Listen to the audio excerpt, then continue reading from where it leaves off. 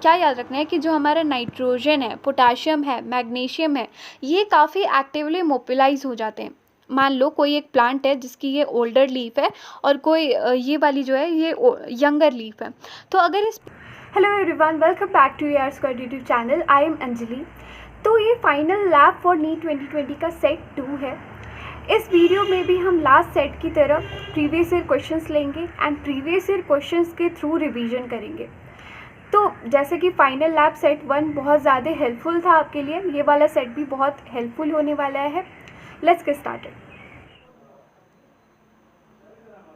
तो चलो स्टार्ट करते हैं फाइनल लैब फॉर नीट 2020 का सेट 2। क्वेश्चन नंबर 1 गिवन है, nitrogen fixing nodules on the root of non leguminous plants like Alnus are produced by Rhizobium, Beijerinckia, Azotobacter, Frankia. Option number D will be the correct answer. हमारी NCERT का direct line आपसे पूछा गया है। ये जो diagram है ये बहुत ज़्यादा इंपॉर्टेंट है, इससे क्वेश्चन आ चुके हैं, पूरा का पूरा डायग्राम आ चुका है एग्ज़ाम में, तो आपको ये याद होना चाहिए। एटमॉस्फेरिक नाइट्रोजन जो है वो इनर्ट होता है, यानी कि उसको directly plants and animals utilise नहीं कर सकते, इसलिए नाइट्रोजन को एमोनिया के फॉर्म में चेंज किया जाता है और इस प्रोसेस को हम कहते हैं नाइट्रोजन फिक्सेशन। ठीक है, जो नाइट्रोजन फिक्सेशन है वो बहुत सारे तरीक़ों से होती है, लेकिन जो मैक्सिमम अमाउंट है नाइट्रोजन से अमोनिया बनने का वो बायोलॉजिकल नाइट्रोजन फिक्सेशन के थ्रू होता है। देखो, नाइट्रोजन फिक्सेशन क्या है? इनर्ट नाइट्रोजन से अमोनिया बनने का प्रोसेस है नाइट्रोजन फिक्सेशन, और अगर कोई लिविंग ऑर्गेनिज्म इसको करे तो हम उसको कहेंगे बायोलॉजिकल नाइट्रोजन फिक्सेशन। दूसरी बात, जो हमारे यूकैरियोट्स होते हैं वो बायोलॉजिकल नाइट्रोजन फिक्सेशन नहीं कर सकते हैं। ओके, बहुत सर्टेन प्रोकैरियोट्स होती हैं जो इस काम को कर सकती हैं, और इन सर्टेन प्रोकैरियोट्स के पास में एक एंजाइम होता है जिसका नाम है नाइट्रोजिनेज। ओके, और ये नाइट्रोजिनेज एक मोलिब्डेनम आयरन कंपाउंड होता है। ये पॉइंट काफ़ी इंपॉर्टेंट है, बहुत अच्छे से याद रखना है इस पॉइंट को। जो नाइट्रोजन फिक्सिंग माइक्रोब्स होते हैं वो 2 तरह के हैं, फ्री लिविंग एंड सिम्बायोटिक। जो फ्री लिविंग है उसमें भी 2 टाइप्स है, एरोबिक का टाइप है, एनारोबिक का टाइप है। तो एरोबिक का एग्जांपल है एजोटोबैक्टर, बेसिलिया। एनारोबिक का टाइप क्या एग्जांपल है? रोडोस्पाइरलम। सिम्बायोटिक में भी 2 है, कुछ हैं जो लेग्यूमिनस प्लांट के साथ सिम्बायोसिस कर सकते हैं और कुछ होते हैं जो कि नॉन लेग्यूमिनस प्लांट के साथ सिम्बायोसिस करते हैं। तो लेग्यूमिनस वाले का एग्जांपल है राइजोबियम और नॉन लेग्यूमिनस वाले का एग्जांपल है फ्रैंकिया। ये वाला जो माइंड मैप है ये बहुत अच्छे से आपको याद होना चाहिए, बहुत ही ज़्यादा इम्पॉर्टेंट पार्ट है ये, और इससे क्वेश्चन आने के चांसेस काफ़ी हाई होते हैं। ठीक है, क्वेश्चन नंबर 2 पे आ जाओ। The criteria for the essentiality of an element for a plant include all except. तो क्राइटेरिया क्या क्या गिवन है हमारी एनसीईआरटी में, एक बार देख लेते हैं। देखो, सबसे पहली क्राइटेरिया ये है कि जो एलिमेंट होते हैं वो एब्सोल्युटली नेसेसरी होने चाहिए normal growth and reproduction of plant के लिए। ठीक है, इसके साथ साथ में जो एलिमेंट है वो रिप्लेस नहीं होना चाहिए किसी और एलिमेंट से, मतलब उसका काम जो है वो कोई और एलिमेंट आके कर नहीं पाएगा, उसको आप रिप्लेस नहीं कर सकते। और तीसरा क्राइटेरिया ये है कि it must be directly involve in the metabolism of the plant. अब ये जो एसेंशियल एलिमेंट है उनकी 2 कैटेगरी है, मैक्रोन्यूट्रिएंट की कैटेगरी और माइक्रोन्यूट्रिएंट की कैटेगरी। ठीक है, तो मैक्रोन्यूट्रिएंट जो है वो एक्सेस ऑफ 10 मिलीमोल पर केजी ऑफ ड्राई मैटर में प्रेजेंट होने चाहिए। इसके एलिमेंट क्या क्या हैं? Carbon, hydrogen, oxygen, nitrogen, calcium, phosphorus, magnesium, potassium, sulphur. तो इसको आप कैसे याद रखोगे? चल हट ओ नट खट, पीछा मत कर साले। ठीक है, ऐसे याद कर लोगे। माइक्रोन्यूट्रिएंट पे आ जाते हैं, रिक्वायर्ड लेस दैन 10 मिलीमोल पर केजी ऑफ ड्राई मैटर। ठीक है, और इसमें आ जाएगा मोहब्बत, जान मन क्यों निकाल फेंका। ठीक है, ऐसे याद रखना है आपको, बहुत इंपॉर्टेंट है ये दोनों याद रखना, इससे क्वेश्चन आने के चांसेस काफ़ी हाई होते हैं। ठीक है, बिल्कुल से याद रखना। तो क्वेश्चन नंबर 3 पे आ जाते हैं। एक सेकेंड, हमने आंसर तो किया ही नहीं। अच्छा, तो ऑप्शन क्या क्या गिवन थे क्राइटेरिया फॉर एसेंशियलिटी में? ऑप्शन ए गिवन है कि it must be absolutely necessary. तो ऑब्वियसली क्राइटेरिया तो है ही, हमसे पूछा गया कि इनमें से कौन सा है जो कि क्राइटेरिया नहीं है, तो ऑप्शन बी गिवन है the requirement must be specific and not replaceable, तो ये भी क्राइटेरिया के अंडर में आता है। और ऑप्शन सी गिवन है कि it must be directly involve, तो ये भी क्राइटेरिया के अंडर में आता है, इसलिए option number D will be the correct answer. Question number 3 given है, the correct sequence for of cell organelle during photorespiration is chloroplast, chloroplast से माइटोकॉन्ड्रिया, फिर पेरोक्सिसोम, क्लोरोप्लास्ट से पेरोक्सिसोम, फिर पेरोक्सिसोम से माइटोकॉन्ड्रिया, क्लोरोप्लास्ट से vacuole, फिर peroxisome, chloroplast से Golgi body, फिर माइटोकॉन्ड्रिया। इसका करेक्ट आंसर है ऑप्शन नंबर बी, यानी कि क्लोरोप्लास्ट पे जाएगा, फिर पेरोक्सिसोम, फिर माइटोकॉन्ड्रिया। देखो होता क्या है, हम C3 साइकिल की बात कर रहे हैं, तो C3 साइकिल में जब भी ऑक्सीजन की कंसंट्रेशन हाई हो जाती है, ओके, ऑक्सीजन की कंसंट्रेशन जब भी हाई हो जाएगी तो RUBP ऑक्सीजन को एक्सेप्ट कर लेगा रुबिस्को की प्रेजेंस में और बनाएगा PGA एंड फॉस्फोग्लाइकोलेट, ठीक है। अब ये प्रोसेस यहीं पे स्टॉप नहीं हो जाता, जो ये साइकिल है ये कंटिन्यू होती है और जाएगी पेरोक्सिसोम में, यहाँ पे कुछ प्रोडक्ट बनेगा जिसका नाम आपको याद रखने की ज़रूरत नहीं है। अब पेरोक्सिसोम के बाद कंटिन्यू होता है और माइटोकॉन्ड्रिया में जाता है, फिर माइटोकॉन्ड्रिया से वापस पेरोक्सिसोम, करते करते वापस से RUBP बनता है। तो इस तरीके से हमारा फोटो रेस्पिरेशन कंटिन्यू होता है। अब एक बात देखो, जो हमारा फॉस्फोग्लाइकोलेट है ये काफ़ी टॉक्सिक होता है, उसके साथ में एक तो प्लांट की लीफ में कार्बन डाइऑक्साइड की ऐसे ही कमी हो रखी थी, ऊपर से माइटोकॉन्ड्रिया में कार्बन डाइऑक्साइड और रिलीज़ हो रहा है, ओके, और इसके साथ में देखो ATP का लॉस भी हो रहा है। तो इस तरीके से हम ये कहते हैं कि फोटो रेस्पिरेशन एक काफ़ी वेस्टफुल प्रोसेस है, क्योंकि कोई भी फ़ायदा तो हो नहीं रहा है, उल्टा और नुकसान ही होता जा रहा है प्लांट को, ठीक है। तो इसका करेक्ट आंसर तो हो गया ऑप्शन नंबर बी हो गया। क्या क्या होने वाले हैं, क्लोरोप्लास्ट, क्लोरोप्लास्ट से पेरोक्सिसोम, फिर माइटोकॉन्ड्रिया, ओके। क्वेश्चन नंबर 4 पे आ जाओ। In Kranz anatomy the bundle sheath cells have, Kranz anatomy में बंडल सीड सेल्स की क्या फीचर होते हैं, थिन वॉल होती है, ये तो ये ऑप्शन ही गलत हो गया, राइट। थिक वॉल होती है, मेनी इंटरसेलुलर स्पेस, ऑप्शन गलत हो गया।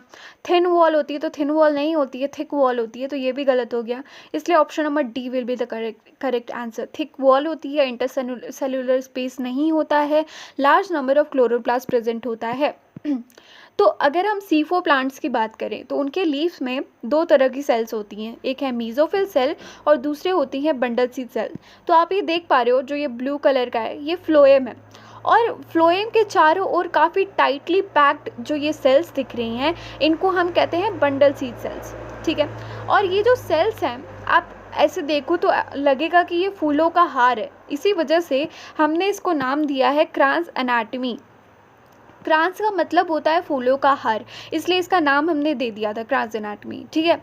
अब ये जो बंडल सीड सेल्स हैं इनके कुछ फीचर्स हैं। क्या फीचर्स हैं, सबसे पहली बात कि इनके पास पेप्केज एंजाइम नहीं होता, ये ग्रेना नहीं होता है, इनके अंदर में रुबिस्को प्रेजेंट होता है, ये इम्परमिएबल टू गैसेज होती है, थिक वॉल होता है, लार्ज नंबर ऑफ क्लोरोप्लास्ट होता है, no internal space and Kranz cells, ठीक है। ये सारे फीचर्स आपको याद होने चाहिए, क्वेश्चन आने के चांसेस काफ़ी हाई होते हैं इससे। क्वेश्चन नंबर 5 पे आ जाओ। PGA as the first carbon dioxide fixation product was discovered in photosynthesis of algae, bryophyte, gymnosperm, angiosperm. देखो इसका करेक्ट आंसर है ऑप्शन नंबर ए, यानी कि एल्गी, ठीक है। हमारी NCERT पे आ जाते हैं। देखो मेल्विन केल्विन ने एक काम किया था, क्या किया था उन्होंने रेडियो एक्टिव C14 को यूज़ किया था एल्गल फोटोसिंथेसिस में, और इस वजह से उन्होंने डिस्कवर किया था पहला कार्बन डाइऑक्साइड फिक्सेशन प्रोडक्ट जो कि 3 कार्बन ऑर्गेनिक एसिड था। इसके साथ साथ में उन्होंने एक बायोसिंथेटिक पाथवे भी डिस्कवर की थी जिसको आज हम केल्विन साइकिल के नाम से जानते हैं, जो कि उन्हीं के नाम पे पड़ा है, ओके। और जो पहला प्रोडक्ट आइडेंटिफाई हुआ था वो था 3-फॉस्फोग्लिसरिक एसिड, जो कि हम इसको शॉर्ट फॉर्म में कहते हैं PGA, ठीक है।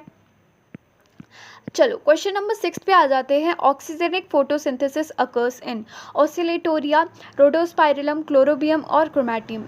Option number A will be the correct answer, Oscillatoria है इसका आंसर। क्वेश्चन नंबर 7 है। Who had proposed the theory of cohesion and adhesion force? Dixon and Joly 1894, Dixon and Joly 1950, Dixon and Benson 1885, sir Jagdish Bose 1850। इसका correct answer है option number ए। बिल्कुल अच्छे से इसको याद रख लो, काफ़ी इंपॉर्टेंट क्वेश्चन है। क्वेश्चन नंबर 8 पे आ जाते हैं। Cyclic photophosphorylation occurs in the formation of ATP and NADPH, ATP NADPH and O2, ATP और NADPH। इसका करेक्ट आंसर तो है ऑप्शन नंबर सी। कुछ चीज़ें हैं जो आपको याद रखनी है। सबसे पहली बात, फॉस्फोराइलेशन क्या होता है? ATP is synthesised by cells is named phosphorylation. मतलब ADP से जब ADP से जब भी ATP बनता है तो उस प्रोसेस को हम कहते हैं फॉस्फोराइलेशन। यहाँ पे क्या हो रहा है, एक फॉस्फोरस ही तो ऐड हो रहा है। डाइफॉस्फेट था तो उसको हमने ट्राइफॉस्फेट बना दिया, इसी को हम कहते हैं फॉस्फोराइलेशन, राइट। अब फोटोफॉस्फोराइलेशन क्या होता है? जब भी ADP से ATP बनता है in the presence of light, ठीक है, उस प्रोसेस को हम कहते हैं फोटोफॉस्फोराइलेशन। कोई बड़ी बात नहीं है, फोटो का मतलब ही होता है लाइट। तो यहाँ पे क्या लिखा है? Photophosphorylation is the synthesis of ATP from ADP and inorganic phosphate in the presence of light, ठीक है। फोटोफॉस्फोराइलेशन हो गया। ये हमारा साइक्लिक फोटोफॉस्फोराइलेशन का डायग्राम है और ये नॉन साइक्लिक का डायग्राम है। कुछ डिफरेंसेस हैं जो कि आपको याद रखने हैं। सबसे पहली बात, जो साइक्लिक फोटोफॉस्फोराइलेशन है उसमें आप देख पा रहे हो कि PS1 प्रेजेंट है, PS2 नहीं प्रेजेंट होता है, राइट। लेकिन जो हमारा नॉन साइक्लिक है, नॉन साइक्लिक में फोटो सिस्टम 2 और फोटो सिस्टम 1 दोनों ही प्रेजेंट होते हैं। दूसरी बात, जो हमारा नॉन साइक्लिक फोटोफॉस्फोराइलेशन है उसमें फोटोलाइसिस ऑफ वाटर भी हो रही है, ऑक्सीजन का रिलीज भी हो रहा है। लेकिन जो हमारा नॉन साइक्लिक फोटोफॉस्फोराइलेशन है, नॉन साइक्लिक कह रही हूँ, साइक्लिक फोटोफॉस्फोराइलेशन है, उसमें कहीं भी फोटोलाइसिस ऑफ वाटर नहीं हो रही है, ऑक्सीजन का रिलीज नहीं हो रहा है, ओके। इसके साथ में देखो, साइक्लिक वाले में ATP का रिलीज हो रहा है, राइट। जो हमारा नॉन साइक्लिक है, नॉन साइक्लिक में क्या हो रहा है? ATP तो बन ही रहा है, NADPH भी बन रहा है। तो ये सारे डिफरेंसेस आपको याद रखने हैं। इसके साथ में आपको ये भी याद रखना है कि हमारा साइक्लिक वाला जो है वो स्ट्रोमा लैमेलाई के मेम्ब्रेन में होता है। नॉन साइक्लिक की अगर हम बात करें तो वो ग्रेना ऑफ थाइलेकॉइड में होगा, ओके। तो इसका करेक्ट आंसर हो गया था, हाँ, option number C will be the correct answer. और ये सारे पॉइंट्स आपको याद रखने हैं, बहुत इंपॉर्टेंट है, ओके। क्वेश्चन नंबर 9 पे आ जाते हैं। The C4 are photosynthetically more efficient than C3 plant because they have more chloroplast, the carbon dioxide compensation point is more, carbon dioxide generated during photorespiration is trapped and recycled through PEP carboxylase, the carbon dioxide efflux is not prevented. इसका correct answer है option number A, यानी कि C4 plants में grana होता है, grana कह रही हूँ, बंडल सीड सेल्स होता है। तो बंडल सीड सेल में क्या होता है? लार्ज नंबर ऑफ क्लोरोप्लास्ट होता है, ठीक है। इस वजह से क्या होता है? ये मोर एफिशिएंट होते हैं C3 प्लांट के मुकाबले में। In leaves of C4 plant malic acid synthesis during carbon dioxide fixation occurs in. काफ़ी इंपॉर्टेंट क्वेश्चन है और बहुत अच्छा क्वेश्चन है ये। ऑप्शन क्या गिवन है? Guard cell, epidermal cell, mesophyll cell, bundle sheath cells. इसका करेक्ट आंसर है ऑप्शन नंबर सी, यानी कि मीजोफिल सेल। देखो ये C4 पाथवे है हमारा, ठीक है। आप ये देख पा रहे हो कि ये मीजोफिल सेल है और नीचे कौन सी सेल है? बंडल सीड सेल है। तो आप कार्बन डाइऑक्साइड को यहाँ पे क्या हो रहा है? बाइकार्बोनेट के फॉर्म में चेंज किया जा रहा है। फिर यहाँ पे फॉस्फोइनोल पाइरुवेट जो है, फॉस्फोइनोल पाइरुवेट इसको एक्सेप्ट करके फिक्सेशन करेगा और C4 एसिड में कन्वर्ट करेगा। तो जो पहला स्टेबल प्रोडक्ट यहाँ पे बनता है वो है ऑक्सैलो एसिटिक एसिड, जो कि एक 4 कार्बन का कंपाउंड है और इसी वजह से इसका नाम पड़ा था C4 साइकिल। अब ऑक्सैलो एसिटिक एसिड बनने के बाद में भी यहाँ पे एक चीज़ बनती है जिसको हम कहते हैं मैलिक एसिड। ये भी कहाँ पे बन रही है? मीजोफिल सेल में ही बन रही है, ओके। और इस मैलिक एसिड को ट्रांसपोर्ट किया जाता है यहाँ पे बंडल सी सेल में। फिर यहाँ पे डीकार्बोक्सिलेशन होती है। तो अगर 4 कार्बन के एसिड में से एक कार्बन आप निकाल दोगे तो क्या बनेगा? C3 एसिड बनेगा और जो कार्बन रिलीज़ हुआ उससे केल्विन साइकिल यहाँ पे कंटिन्यू होती है।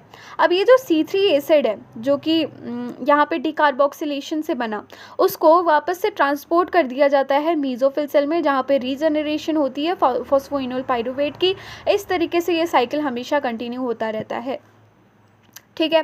तो याद रखना है आपको ये बात कि मैलिक एसिड कहाँ पे बनता है, मीसोफिल सेल में बनता है। क्वेश्चन नंबर 11 पे आ जाओ। The 2,4-D is an effective rodenticide, vermicide, fungicide, weedicide. इसका करेक्ट आंसर है ऑप्शन नंबर डी यानी कि वीडीसाइड। ये माइंड मैप है ऑक्सीजन का। आपको क्या करना है, इसका स्क्रीनशॉट लेना है, तुरंत के तुरंत इसको रिवाइज करना है, ठीक है। इससे आपके मैक्सिमम क्वेश्चंस बन जाएंगे। जो ऑक्सीजन है उसमें दो तरह के टाइप होते हैं, नेचुरल एंड सिंथेटिक। तो 2,4-D जो है वो सिंथेटिक ऑक्सीजन में आता है और ये सिलेक्टिव वीड किलर होता है, ठीक है। और भी पॉइंट जितने भी गिवन है सारे आपको याद रखने हैं, ठीक है। ओके, क्वेश्चन नंबर 12 पे आ जाते हैं। Which of the following biomolecules is common to respiration mediated breakdown of fat, carbohydrate and protein? Glucose 6 phosphate, fructose 1,6, bisphosphate, pyruvic acid और एसिटाइल कोएंजाइम ए। बहुत फेमस क्वेश्चन है, इसका आंसर है option number D यानी कि acetyl coenzyme ए। देखो होता क्या है, जो कार्बोहाइड्रेट है, कार्बोहाइड्रेट को ग्लाइकोलाइसिस करके पाइरोविक एसिड में कन्वर्ट किया जाता है। फिर ये पाइरोविक एसिड को लिंक रिएक्शन के थ्रू यहाँ पे एसिटाइल कोएंजाइम ए में कन्वर्ट किया जाता है। और ये एसिटाइल कोएंजाइम ए क्या करता है, सिट्रिक एसिड साइकिल में या फिर क्रेब्स साइकिल में इंटर करती है। अगर हम प्रोटीन की बात करें तो प्रोटीन काफ़ी तरीके से सिट्रिक एसिड साइकिल में इंटर करती है। उनमें से कुछ प्रोटीन होते हैं जो कि एसिटाइल कोएंजाइम ए में कन्वर्ट होते हैं। फिर ये एसिटाइल कोएंजाइम ए क्या करता है, सिट्रिक एसिड साइकिल में इंटर करता है। सिमिलरली जो फैट एंड लिपिड है, फैट एंड लिपिड भी एसिटाइल कोएंजाइम ए में कन्वर्ट होते हैं और वो सिट्रिक एसिड साइकिल में इंटर करते हैं। तो हर तरीके से हमारा एसिटाइल कोएंजाइम ए तो आ ही रहा है, राइट। तो इसीलिए ये कॉमन होता है और इसीलिए एसिटाइल कोएंजाइम ए इसका आंसर होएगा। क्वेश्चन नंबर 13 पे आ जाते हैं। Which of the following acts as an antagonist to gibberellin? Zeatin, ethylene, यहाँ पे इथाइलिन की स्पेलिंग रॉन्ग है, इथाइलिन, एब्सिसिक एसिड और IAA। इसका करेक्ट आंसर है ऑप्शन नंबर सी यानी कि ABA। Okay, abscisic acid anti gibberellic acid की तरह काम करता है, यानी कि जिब्रेलिक एसिड के जो भी फंक्शन होंगे उसके जस्ट ऑपोजिट काम करेगा हमारा एब्सिसिक एसिड। ये माइंड मैप है एब्सिसिक एसिड का। अगर आप इसको याद कर लेते हो तो आपके मैक्सिमम क्वेश्चन बन जाएंगे इस टॉपिक के, ठीक है। क्वेश्चन नंबर 14 है। In which of the following processes carbon dioxide is not release? Carbon dioxide इनमें से किस में नहीं रिलीज होगा? Aerobic respiration in plant, aerobic respiration in animal, alcohol fermentation और लैक्टेट फर्मेंटेशन। तो इसका करेक्ट आंसर है ऑप्शन नंबर डी यानी कि लैक्टेट फर्मेंटेशन। देखो जो ग्लूकोज होता है, ग्लूकोज को पाइरुविक एसिड में कन्वर्ट किया जाता है ग्लाइकोलाइसिस या फिर EMP पाथवे से। ये जो पाथवे है ये aerobic as well as anaerobic respiration में कॉमन होता है, ठीक है। अब ये जो पाइरुविक एसिड है इसका फर्मेंटेशन होता है अगर एब्सेंस ऑफ ऑक्सीजन होए तो, ठीक है। और दो तरह का फर्मेंटेशन होता है, एक होता है अल्कोहलिक फर्मेंटेशन और एक होता है लैक्टिक एसिड फर्मेंटेशन। जो अल्कोहलिक फर्मेंटेशन है उसमें इथेनॉल बनता है, कार्बन डाइऑक्साइड बनता है और एनर्जी भी रिलीज होती है। लेकिन जो लैक्टिक एसिड फर्मेंटेशन है उसमें लैक्टिक एसिड बनता है और एनर्जी रिलीज होती है, यहाँ पे कार्बन डाइऑक्साइड नहीं बनता है। इसके साथ साथ में pyruvic acid presence of oxygen में एरोबिक रेस्पिरेशन में वर्क करता है और इसमें क्या होता है, कार्बन डाइऑक्साइड रिलीज होता है, वाटर बनता है और एनर्जी रिलीज होती है। तो आप ये देख पा रहे हो कि लैक्टिक एसिड फर्मेंटेशन में कहीं भी कार्बन डाइऑक्साइड रिलीज नहीं हो रही है, ठीक है। ये हमारे NCERT का डायग्राम है। देखो ये पाइरुविक एसिड है, ओके। तो पाइरुविक एसिड या तो लैक्टिक एसिड में अगर फर्मेंटेशन होएगा तो लैक्टिक एसिड में कन्वर्ट हो सकता है या तो फिर इथेनॉल में कन्वर्ट हो सकता है। अगर लैक्टिक एसिड में कन्वर्ट हुआ तो उसको बोलेंगे लैक्टिक एसिड फर्मेंटेशन, और अगर इथेनॉल में कन्वर्ट हुआ तो उसको कहेंगे अल्कोहलिक फर्मेंटेशन। यहाँ पे कार्बन डाइऑक्साइड बन रहा है लेकिन लैक्टिक एसिड में कार्बन डाइऑक्साइड नहीं बन रहा है, ओके। एक और पॉइंट आपको ये याद रखना है कि जो ये NADH+H+ है वो दोनों ही प्रोसेस में NAD+ में कन्वर्ट हो जाता है, ऑक्सीडाइज हो जाता है, ओके। कुछ पॉइंट्स हैं, लैक्टिक एसिड फर्मेंटेशन और अल्कोहल फर्मेंटेशन दोनों में लेस देन 7% एनर्जी रिलीज होती है, ठीक है। इसके साथ साथ में दोनों ही प्रोसेसेस हैजार्डस होते हैं, यानी कि या तो एसिड बन रहा है या फिर अल्कोहल बन रहा है, इसलिए हम कहते हैं कि ये हैजार्डस प्रोसेस है। दोनों ही प्रोसेसेस में 2 ATP बनता है, ओके। 2 ATP का गेन होता है, इंपॉर्टेंट है। ये वाला पॉइंट भी काफ़ी इंपॉर्टेंट है। जो अल्कोहल फर्मेंटेशन है उसमें कार्बन डाइऑक्साइड भी बनता है और इथेनॉल भी बनता है। जो लैक्टिक एसिड फर्मेंटेशन है उसमें सिर्फ और सिर्फ लैक्टिक एसिड बनता है। जो रिड्यूसिंग एजेंट है NADH+H+, ये दोनों ही प्रोसेसेस में रीऑक्सीडाइज करके NAD+ में कन्वर्ट हो जाते हैं। ठीक है, क्वेश्चन नंबर, एक सेकेंड, मैंने आंसर किया क्या? यस किया है। क्वेश्चन नंबर 15 पे आ जाते हैं। All enzymes of TCA cycle are located in the mitochondrial matrix except one which is located in inner mitochondrial membrane in eukaryotes and in cytosol in prokaryotes. This enzyme is, इसके लिए आपको option भी देखने की ज़रूरत नहीं है, सीधा सीधा सक्सिनेट डिहाइड्रोजिनेज इसका आंसर होएगा। ठीक है, TCA साइकिल क्या है? ट्राइकार्बोक्सिलिक एसिड साइकिल, यानी कि क्रेब्स साइकिल की बात हो रही है। तो क्या क्या क्रेब्स साइकिल के दूसरा नाम क्या है? TCA cycle. TCA साइकिल यानी कि ट्राइकार्बोक्सिलिक एसिड साइकिल या फिर सिट्रिक एसिड साइकिल भी हम इसको कहते हैं। कहाँ पे होता है? ये माइटोकॉन्ड्रियल मैट्रिक्स में होता है। तो जो सक्सिनेट डिहाइड्रोजिनेज होता है वो इनर माइटोकॉन्ड्रियल मेम्ब्रेन में प्रेजेंट होता है, लेकिन जो बाकी एंजाइम्स हैं वो सारे के सारे मैट्रिक्स में ही प्रेजेंट होते हैं, माइटोकॉन्ड्रियल मैट्रिक्स में ही प्रेजेंट होते हैं। अब ये जो हमारा क्रेब्स साइकिल है, क्रेब्स साइकिल में आप यहाँ पे देख पा रहे हो सक्सिनिक एसिड है और यहाँ पे देख पा रहे हो मैलिक एसिड है। तो इस स्टेप में हमारे सक्सिनेट डिहाइड्रोजिनेज का यूज़ होता है।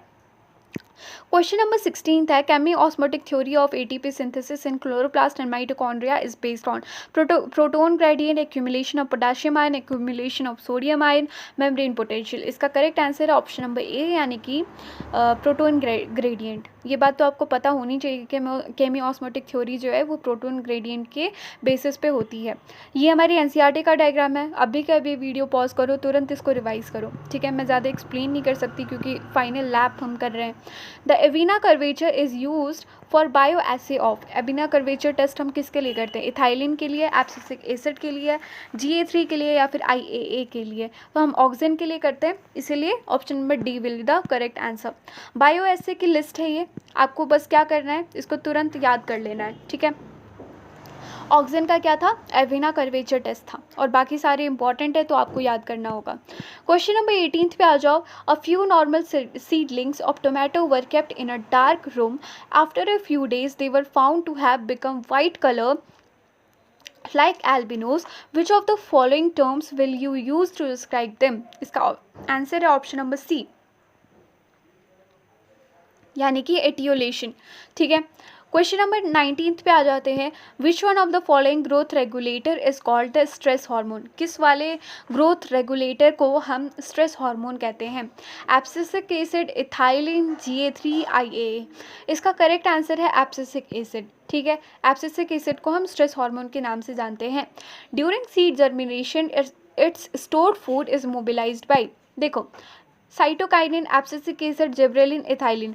तो सीड जर्मिनेशन में क्या होता है? जिब्रेलिन काम करता है, इसलिए option number C will be the correct answer. ठीक है, ये हमारा माइंड मैप है ऑक्सीजन का, आपको याद करना है इसको। जिब्रेलिन एसिड का ये वाला माइंड मैप है, बस आपको क्या करना है, इसको याद कर लेना है, स्क्रीनशॉट ले लो या कहीं पे लिख लो। एब्सिसिक एसिड का ये वाला माइंड मैप है। एब्सिसिक एसिड में आप ये देख पा रहे हो कि एंटी जिब्रेलिक एसिड होता है। ठीक है, अच्छा, उसके बाद साइटोकाइनिन का ये वाला माइंड मैप है और ये इथाइलिन का माइंड मैप है। चलो क्वेश्चन नंबर 21 पे आ जाते हैं। Vernalization stimulates the flowering in. Vernalization जमीन कंद में होता है या फिर टर्मरिक में होता है, कैरेट में होता है, जिंजर में होता है? इसका करेक्ट आंसर है ऑप्शन नंबर C। एक ही एग्जाम्पल आपको याद रखना है वर्नलाइजेशन का, वो है कैरेट। ठीक है, वर्नलाइजेशन होता क्या है? कुछ ऐसे प्लांट्स होते हैं जो कि लो टेम्परेचर में उनकी फ्लावरिंग की क्वांटिटी या फिर क्वालिटी डिपेंड करती है। ठीक है, तो हम क्या करते हैं, चिलिंग ट्रीटमेंट करके फ्लावरिंग को प्रमोट करते हैं और इसी फेनोमेनन को हमने कहा है वर्नलाइजेशन। इसको यारोवाइजेशन भी कहा था सेंजो ने और इसका एग्जाम्पल है कैरेट। क्वेश्चन नंबर 22 है। Coiling of garden pea tendrils around any support is an example of thermotaxis, thigmotaxis, thigmonasty, thigmotropism. इसका करेक्ट आंसर है ऑप्शन नंबर D। याद कर लो इसको कि थिग्मोट्रोपिज्म होता है। क्वेश्चन नंबर 23 है। Foolish seedling disease of rice led to the discovery of IAA, ABA, GA और 2,4-D। तो फुलिश सीडलिंग डिजीज से हमने डिस्कवर किया था जिब्रेलिन को और ये कहाँ पे हुआ था? जापान में हुआ था। ठीक है, क्वेश्चन नंबर 24 है, root development is promoted by abscisic acid, auxin, gibberellin और इथाइलिन। इसका करेक्ट आंसर है ऑक्सिन। ठीक है, आपको एक पॉइंट याद रखना है कि अगर ऑक्सिन की कंसंट्रेशन ज़्यादा हो साइटोकाइनिन से तो रूट की डिफ्रेंशिएशन होती है, और अगर साइटोकाइनिन की कंसंट्रेशन ज़्यादा हो ऑक्सिन से तो शूट की डिफ्रेंशिएशन होती है। क्वेश्चन नंबर 25 पे देखो, which of the following is essential for the growth of the root tip? Zinc, iron, calcium, manganese. तो option number C will be the correct answer, यानी कि कैल्शियम। जिंक क्या करता है, ये कुछ एंजाइम्स को एक्टिवेट करता है जैसे कि कार्बोक्सिलेज। ठीक है, it is required in the synthesis of auxin, it has the role in the tryptophan synthesis, और इसकी डेफिशिएंसी से लीफ मालफॉर्मेशन होती है। आयरन का क्या है, it is absorbed in the form of ferric ion. ठीक है, बहुत इंपॉर्टेंट पॉइंट है ये। इसके साथ में देखो, जो आयरन है वो इम्पॉर्टेंट कंस्टिट्यूएंट होता है प्रोटीन का, जो कि इलेक्ट्रॉन ट्रांसफ़र में इन्वॉल्व होते हैं, जैसे कि फेरिडॉक्सिन, साइटोक्रोम। ठीक है, it activates the catalyst and other enzyme, it is essential in the formation of chlorophyll and other pigment. Important. ठीक है, मैंगनीज के बारे में आपको सिर्फ एक पॉइंट याद रखनी है कि ये फोटोलाइसिस ऑफ वाटर में इन्वॉल्व होता है, जो कि फोटोसिंथेसिस में होती है। हमने फोटोलाइसिस ऑफ वाटर थोड़ी देर पहले ही देखा था जब हम साइक्लिक और नॉन साइक्लिक का डिफरेंसेस वगैरह कर रहे थे, उसी फोटोलाइसिस ऑफ वाटर की यहाँ पे बात हो रही है। और अगर डेफिशिएंसी हो जाए मैंगनीज का तो ग्रे स्पॉट्स इन ओट वाली सिम्टम दिखते हैं या फिर डिजीज़ होती है। कैल्शियम देखो, calcium is required in the synthesis of cell wall during cell division, और कैल्शियम पेक्टेट जो कि मिडिल लैमेला में होता है उसके लिए भी कैल्शियम की ज़रूरत पड़ती है। माइटोटिक स्पिंडल की फॉर्मेशन में कैल्शियम की इंपॉर्टेंस है। It is involve in the normal functioning of the cell membrane, activates several enzymes like ATPase, phospholipase, alpha amylase. It regulates metabolic activities. ठीक है, क्वेश्चन नंबर 26 गिवन है, in which of the following all three are macronutrients? magnesium, potassium, phosphorus, boron, zinc, manganese, iron, copper, molybdenum, magnesium, manganese। तो इसका correct answer है option number A, यानी कि magnesium, potassium and phosphorus. देखो, micronutrients हैं जो, वो क्या होते हैं, लेस दैन 10 मिलीमोल पर केजी ऑफ ड्राई मैटर में प्रेजेंट होते हैं, और जो हमारा मैक्रोन्यूट्रिएंट्स हैं वो एक्सेस ऑफ 10 मिलीमोल पर केजी ऑफ ड्राई मैटर में प्रेजेंट होते हैं। ये एलिमेंट्स आपको बहुत अच्छे से याद होने चाहिए, काफ़ी हाई चांसेस हैं इससे क्वेश्चन आने के। ओके, क्वेश्चन नंबर 27 है, deficiency symptom of nitrogen and potassium are visible first in senescent leaf, young leaf, root and bud। तो आपको क्या याद रखना है कि जो हमारा नाइट्रोजन है, पोटाशियम है, मैग्नीशियम है, ये काफ़ी एक्टिवली मोबिलाइज हो जाते हैं। मान लो कोई एक प्लांट है जिसकी ये ओल्डर लीफ है और कोई ये वाली जो है ये यंगर लीफ है, तो अगर इस प्लांट में नाइट्रोजन का या फिर पोटाशियम का या फिर मैग्नीशियम का डेफिशिएंसी होता है तो ओल्डर लीफ क्योंकि स्टोर करके रखती हैं इन एलिमेंट्स को, तो वो इसको ट्रांसफ़र कर देती हैं यंग लीव्स के पास में। तो ऐसा अगर होगा, तो अगर डेफिशिएंसी होगी तो सबसे पहले सिम्टम कहाँ दिखेगा, ओल्डर लीफ में दिखेगा या फिर सेनेसेंट लीफ में दिखेगा। ओके, अगर कैल्शियम की हम बात करें तो कैल्शियम इजीली मोबिलाइज नहीं हो सकता। क्यों नहीं हो सकता, क्योंकि ये स्ट्रक्चरल कॉम्पोनेंट ऑफ सेल होता है। ठीक है, part of structural component of cell होता है, और इसी वजह से क्योंकि ये मोबिलाइज नहीं हो पाता ओल्डर लीफ से यंग लीफ के पास में, इसलिए इसकी सिम्टम सबसे पहले यंग टिश्यू में दिखेगी आपको। ओके, इसको याद रखना काफ़ी इंपॉर्टेंट है। कैसे याद रखोगे कि नाइट्रोजन, पोटाशियम और मैग्नीशियम जो है इन्होंने नमक खाया है, तो नमक खाया तो बहुत वफादार है, इसलिए ओल्डर लीफ से यंग लीफ के पास में अपना खाना भेज देते हैं, और इस वजह से इनके पास में सबसे पहले तकलीफ आती है, यानी कि डेफिशिएंसी सिम्टम ओल्डर लीफ में सबसे पहले दिखती है। कैल्शियम की अगर हम बात करें तो कैल्शियम की स्पेलिंग में ही है कल, राइट। तो ये क्या करते हैं, बहुत आलसी होते हैं, कल जाऊंगा ऐसा करते रहते हैं, इसलिए यंग टिश्यू में इनके जो डेफिशिएंसी सिम्टम है वो पहले दिखेंगे। ठीक है, क्वेश्चन नंबर 28 पे आ जाओ, नाइट्रीफाइंग बैक्टीरिया। एक सेकंड, मैंने आंसर किया नहीं किया था। क्वेश्चन नंबर 27 का आंसर क्या हो जाएगा, फिर सेनिसेंट लीफ हो जाएगा। ओके, 28 पे आ जाओ, नाइट्रीफाइंग बैक्टीरिया क्या करते हैं, reduce nitrate to free nitrogen, oxidise ammonia to nitrate, convert free nitrogen to nitrogen compound, convert protein to ammonia. तो इसका करेक्ट आंसर है ऑप्शन नंबर बी, यानी कि अमोनिया से नाइट्रेट बनने का जो प्रोसेस है उसको हम नाइट्रिफिकेशन कहते हैं। यहाँ पे देखो, ये बना अमोनिया। ठीक है, अमोनिया को नाइट्राइट में कन्वर्ट किया जाता है, नाइट्राइट को नाइट्रेट में भी कन्वर्ट किया जाता है। और ये कौन करता है? कुछ सर्टेन बैक्टीरिया होते हैं जो इस काम को कर पाते हैं।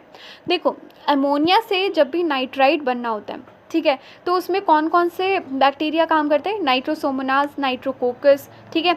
और नाइट्राइट से नाइट्रेट जब बनना होता है तो उसमें नाइट्रोबैक्टर काम करता है। इसको याद कैसे करोगे?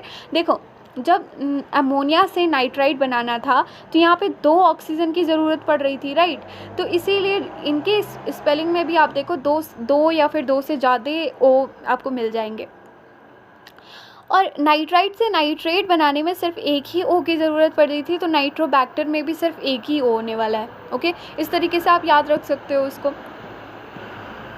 हाँ, उसके बाद हाँ, नाइट्रीफाइंग बैक्टीरिया जो है, नाइट्रीफाइंग बैक्टीरिया कीमो ऑटोट्रॉफ्स होते हैं। यानी कि एक्चुअल में देखो होता क्या है, ये जो बैक्टीरिया है ये काम कर क्यों रहे हैं? मतलब अमोनिया से नाइट्रेट बनाने का काम कर क्यों रहे हैं, या फिर नाइट्रेट बनाने का काम कर क्यों रहे हैं? एक्चुअल में ये बैक्टीरिया जब भी ये काम करते हैं तो यहाँ पे एनर्जी रिलीज होती है, और उसी एनर्जी का यूज़ करके वो कार्बन डाइऑक्साइड और जो हाइड्रोजन डोनर होता है उसको अपने ऑर्गेनिक सब्सटेंस में, जो भी उनका खाना होता है, उसमें कन्वर्ट करने में हेल्प यूज़ करते हैं। ओके, तो इस तरीके से कीमो ऑटोट्रॉफ्स काम करते हैं। इनको सोलर एनर्जी की ज़रूरत नहीं पड़ती है अपना खाना बनाने के लिए। विच of the following is essential for the photolysis of water? Photolysis of water का सिर्फ और सिर्फ एक एग्जाम्पल है, वो है मैंगानीज। ओके, क्या याद रखना है कि मैंगानीज फोटोलाइसिस ऑफ वाटर में इन्वॉल्व होता है, फोटोसिंथेसिस में, और इसकी डेफिशिएंसी से ग्रे स्पॉट इन ओट्स होती है। क्वेश्चन नंबर 30 गिवन है, on which green algae action spectrum of photosynthetic pigment was studied by Engelmann? Nostoc, Chlorella, Cladophora, Sandesmus। देखो, इसका करेक्ट आंसर है ऑप्शन नंबर सी, यानी कि क्लाइडोफोरा। बहुत अच्छे से इसको याद रख लो, इम्पॉर्टेंट क्वेश्चन है। Okay, so that's it for today. अगर वीडियो अच्छी लगी है तो don't forget to like the video and subscribe to AI Squared YouTube channel. Thank you so much for watching.